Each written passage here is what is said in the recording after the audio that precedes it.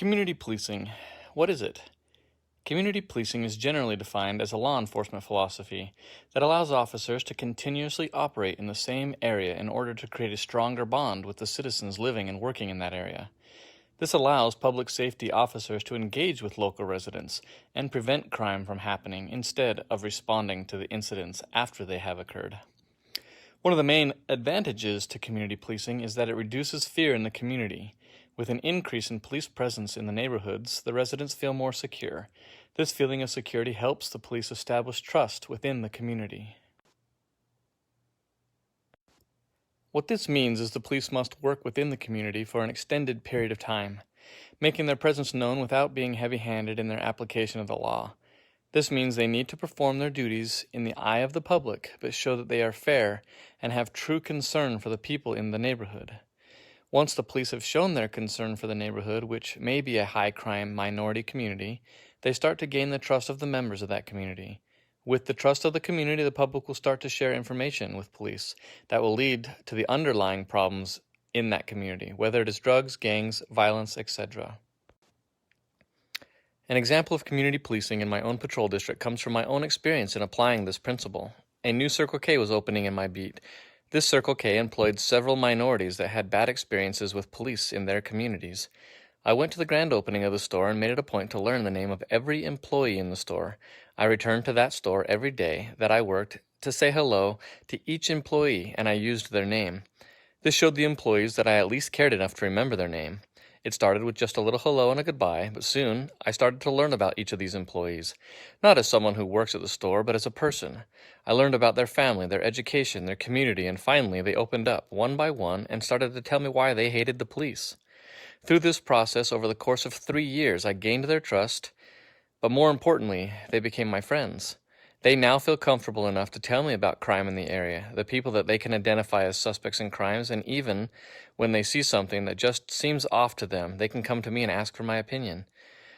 These contacts and friends have given me valuable information from identifying a child molester to turning in one of their own family members for harboring a homicide suspect. This is the essence of community policing. To start community policing, the police need to change the way that they perform their duties. For example, if the police move into a high-crime minority community and start patrolling it with high visibility and start arresting the community members for every small crime, the community will think the police do not care about the real problems in their neighborhood.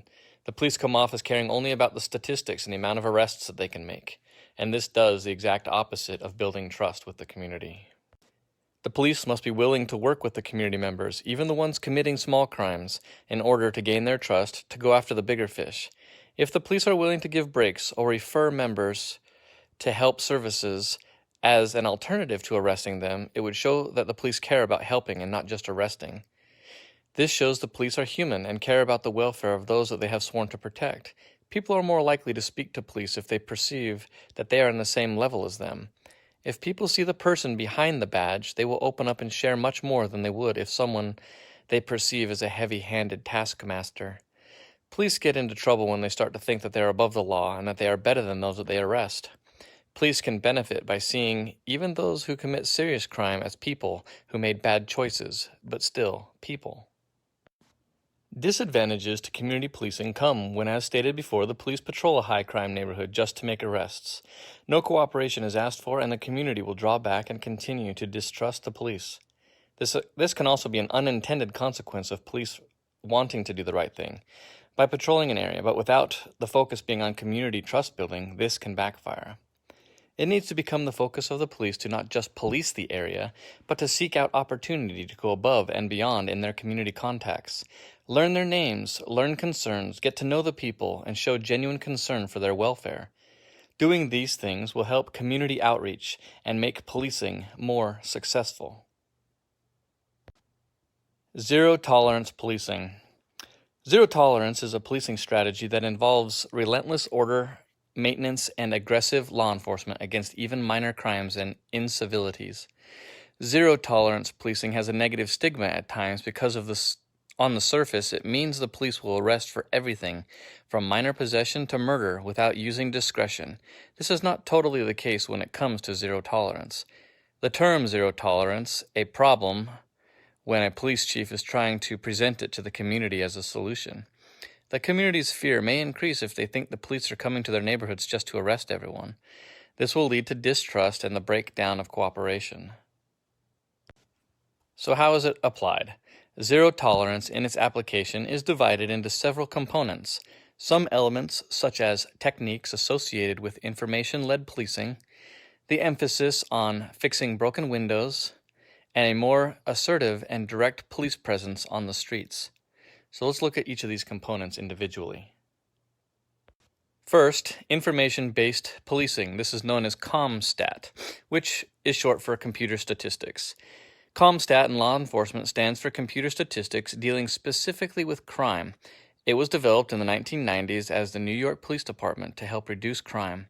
It was found to be an effective way to accurately track crime and use the information to deploy officers to address it in a timely manner. CompStat is a process by which crime statistics are collected, computerized, mapped, and disseminated quickly. What this means is that data on crime is collected and put into a database that can be easily accessed by police all over the world for investigative purposes, and can be done so very quickly. Fixing broken windows. The broken window theory is a criminological theory that states that visible signs of crime, antisocial behavior, and civil disorder create an urban environment that encourages further crime and disorder, including serious crimes. The broken window theory is one that is still taught and implemented today, even in community policing. Last aspect of zero tolerance is the assertive police presence on the streets. This aspect of the zero tolerance policy is the one that creates the most fear and misunderstanding. Assertive policing is in fact a form of community policing, in where the officers become more involved in a community in solving crime. They do this by breaking from conventional policing, where the police were militaristic and did not interact with the public in the other than just the facts sort of way. So which policy do we implement, community policing or zero tolerance? Due to my personal experience in both community policing and zero tolerance, my choice for which the department should implement and put resources towards is the community policing policy. My reasons are these. The department has a strained relationship with the minority community, so zero tolerance would be taking a risk due to the negative connotation the term already has. If officers start making arrests for everything in an effort to bring crime down, the trust of the community will be damaged even more. If the department adopts the community policing model, resources and training can be spent in building up a community by showing compassion. This system will take longer to be effective, but will, in the long run, stay effective. So my advice to the chief is to consider adopting the community policing model and start immediately training all officers to get out and meet the citizens, learn their names, their families, and their concerns. Reaching out on a human level will bear more fruit than being a heavy-handed, letter of the law, them against us mentality that zero tolerance has the possibility to become.